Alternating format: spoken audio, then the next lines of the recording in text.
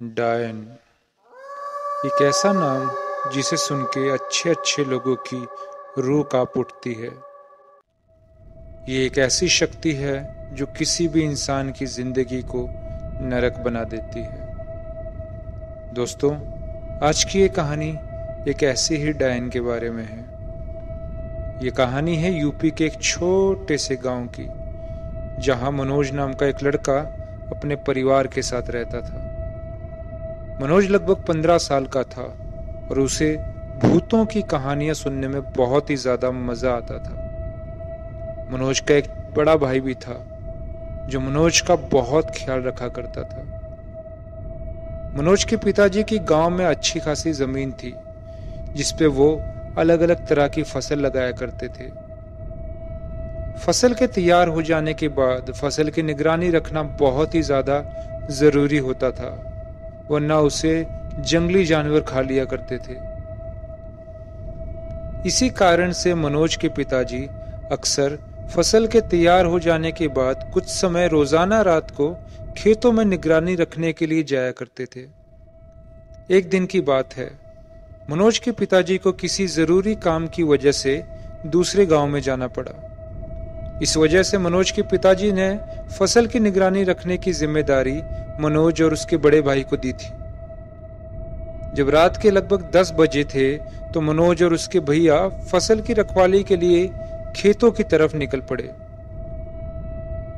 गांव के लगभग सारे मर्द पड़ोस वाले गांव में एक बारात के साथ गए हुए थे।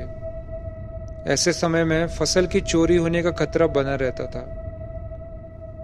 इसी वजह से दोनों भाई अपने साथ एक टॉर्च और एक डंडा लेकर जाते हैं।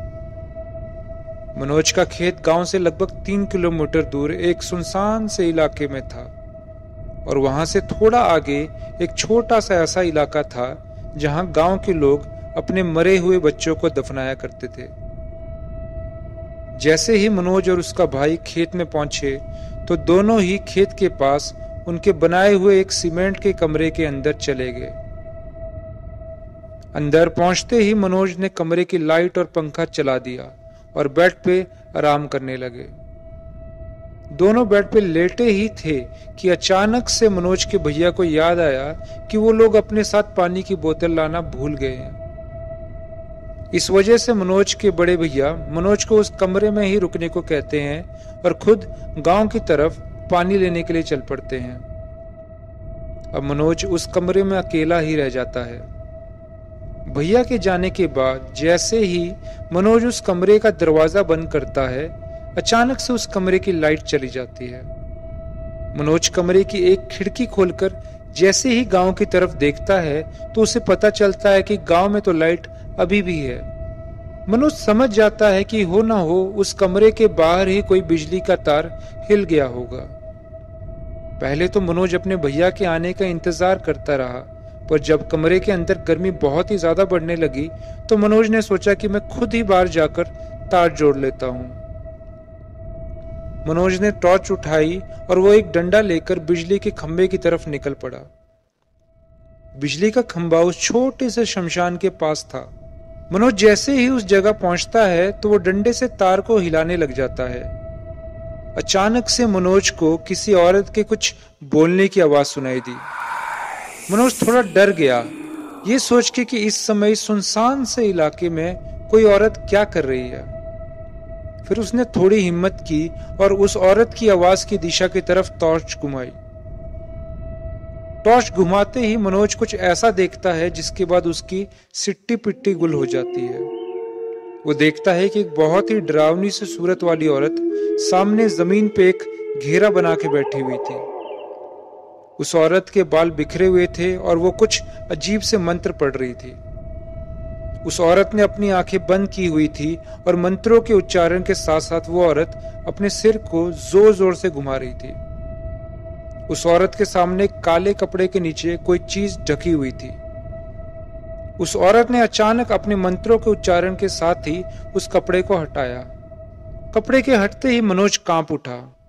मनोज ने देखा कि एक नवजात बच्चा जो मरी हुई हालत में था, उसकी लाश कपड़े के नीचे थी। उस बच्चे के शरीर पूरी तरह सड़ चुका था और बीच से कटा हुआ था। उस कटे हुए शरीर से बहुत सारा खून और मांस बाहर आ रहा था।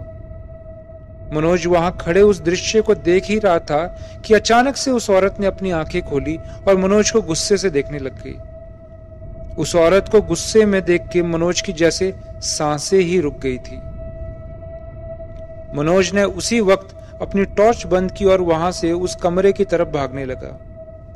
मनोज को भागता हुआ देख के वो औरत भी मनोज के पीछे जोर जोर से चीखते हुए भागने लगी। भागते हुए मनोज को ये लगने लगा था कि आज उसकी इस दुनिया में आखिरी रात है और आज उसे कोई नहीं बचा पाएगा।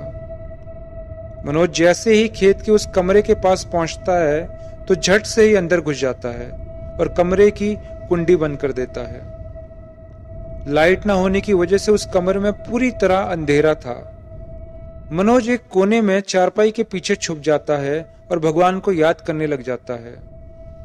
मनोज खुद को ये समझाने की कोशिश कर रहा था कि वो औरत उसके पीछे कमरे तक तो आएगी ही नहीं, पर यह सब सोचकर मनोज खुद को सिर्फ दिलासा ही दे रहा था। अचानक से वो औरत कमरे के बाहर पहुंच जाती है और वो जोर जोर से कमरे का दरवाजा पीटने लग जाती है।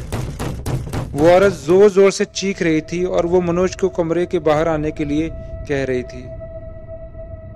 मनोज बहुत ही ज्यादा डर जाता है और अब वो रोने लग जाता है। वो ऊपर वाले से दुआ कर रहा था कि किसी भी तरह उसे बचा ले। दरवाजा न खोलने की वजह से उस औरत का गुस्सा और भी ज्यादा बढ़ने लग जाता है और वो गुस्से में और जोर से चीखने लग जाती है। फिर उस औरत ने मनोज को कहा कि अगर उसने दरवाजा नहीं खोला तो वो उसे जिंदा ही मार डालेगी। उसका कहना था कि मनोज ने उसकी मंत्र साधना के बीच में उसके पास आके सारी साधना भंग कर दी है और अब मनोज को इसका खामियाजा भुगतना ही पड़ेगा। मनोज पूरी तरह सहमा हुआ था और वो उस कमरे के कोने में ऐसे ही छुपा रहता है। मनोज के दरवाजा न खोलने पे कुछ देर बाद वो औरत वहीं दरवाजे के बाहर बैठ जाती है। फिर वो औरत मनोज को कहती है कि लगता है तू ऐसे नहीं मानेगा, तुझे तो अपनी काली शक्ति दिखानी ही पड़ेगी। और इसके बाद वो मंत्र पढ़ना शुरू कर देती है। धीरे धीरे उस औरत के मंत्रों की आवाज तेज होने लग जाती है। उसकी आवाज चारों तरफ चारों दिशाओं में गूंज रही थी। उसके मंत्र जाप की वजह से मनोज की तबीयत धीरे धीरे खराब होने लग जाती है और उसे चक्कर सा आने लग जाता है। आखिर उस औरत के मंत्रों की वजह से मनोज वहीं कमरे के अंदर गिर जाता है। अचानक से जब मनोज की आंख खुली तो उसे फिर जोर जोर से दरवाजे पीटने की आवाज आने लगी, पर इस बार वो आवाज कुछ जानी पहचानी सी थी। मनोज डरा हुआ तो बहुत ज्यादा था, लेकिन जब मनोज ने गौर से सुना तो उसे समझ आया कि वो तो उसके भैया की आवाज है। मनोज ने अब हिम्मत करके दरवाजा खोल ही दिया। दरवाजा खुलते ही मनोज देखता है कि दरवाजे के बाहर उसका भाई खड़ा था और उस कमरे को चारों तरफ से पूरे गांव वालों ने घेर रखा था। ये देख के मनोज की सांस में सांस आई। मनोज के उसके भैया ने शांत किया और पीने के लिए पानी दिया।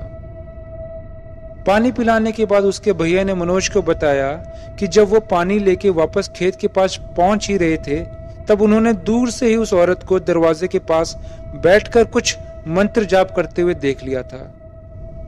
उस औरत को देख के ही वो समझ गए थे कि हो ना हो ये एक डायन है। इसके बाद उसके भैया ने हिम्मत करके पूरे गांव वालों को बताया और उन्हें साथ में लेकर आ गया। लेकिन वो डायन गांव वालों के आने से पहले ही उनकी आवाजें सुनकर वहां से भाग गई। पर जल्दीबाजी में वो डायन उस कमरे के बाहर उस मरे हुए बच्चे और कुछ जादू टोने को सामान को वहीं पे छोड़ गई। अपने जीवन में इतनी बड़ी घटना होने के बाद मनोज बहुत ही ज्यादा सहम जाता है और उस दिन के बाद मनोज कभी भी उस खेत में रात के समय जाने की हिम्मत ही नहीं कर पाया। तो दोस्तों, उम्मीद है आज की ये कहानी आप सभी को बहुत ही ज्यादा अच्छी लगी होगी।